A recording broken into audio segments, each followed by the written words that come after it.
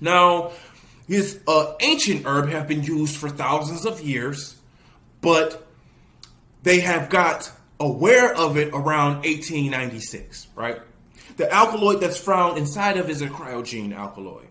This cryogene is responsible for the cosmopolitan or the cosmopolitites organisms of the world.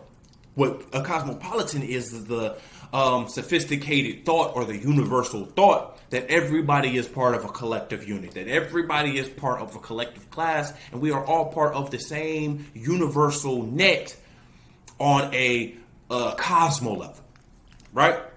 So this was before the hippie era that they was chasing down this herb.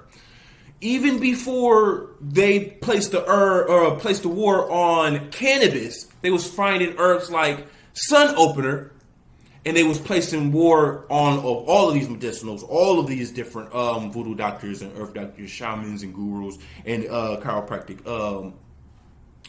health organizations, right?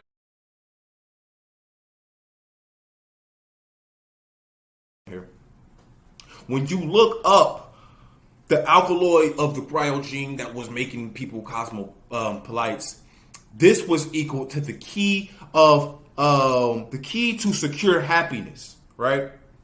This was putting you in a transcendental state of happiness, and this is why they was trying to target down these herbs, right? When you deal with the information or the history of St. Francis and you run into St. Francis, you run into a part of his life where he starts speaking about that he was having hallucinogens, right? He was dealing with hallucinogens. He was having these hallucinations. He was having these visions, these premonitions, so to speak, right?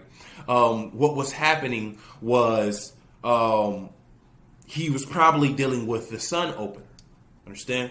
So what was taking place when you deal with the sun opener is it has a substance called, or it places you in a trance, of hypnagogia. Hypnagogia is the thin line between when you are awake and when you are asleep, and you are, in that middle droggy stage.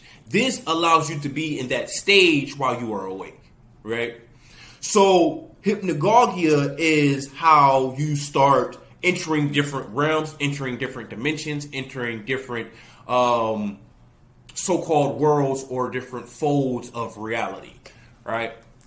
Now, what is taking place here when we're talking about time to have these benefits at your hands, and this is why the plant is so beneficial. This is why the plant was targeted down just like cannabis was. This is why the plant is so rare to find these days, and if you do find it, like I say, you have to find a shaman that truly has it, that's not a GMO who grows it themselves, or you have to deal with the GMO products as far as liquid extracts and dry herbs as far as being online. So this is the importance of having botanical science in the life. This is the importance of being not just a vegan or a plant-based, but having the herbiology information, having the knowledge or having the intelligence of botanical science at the forefront of it, and knowing how to grow them, knowing how to deal with them, knowing the alchemy and the chemistry of it.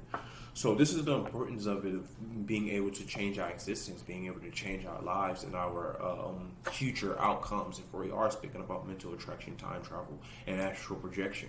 So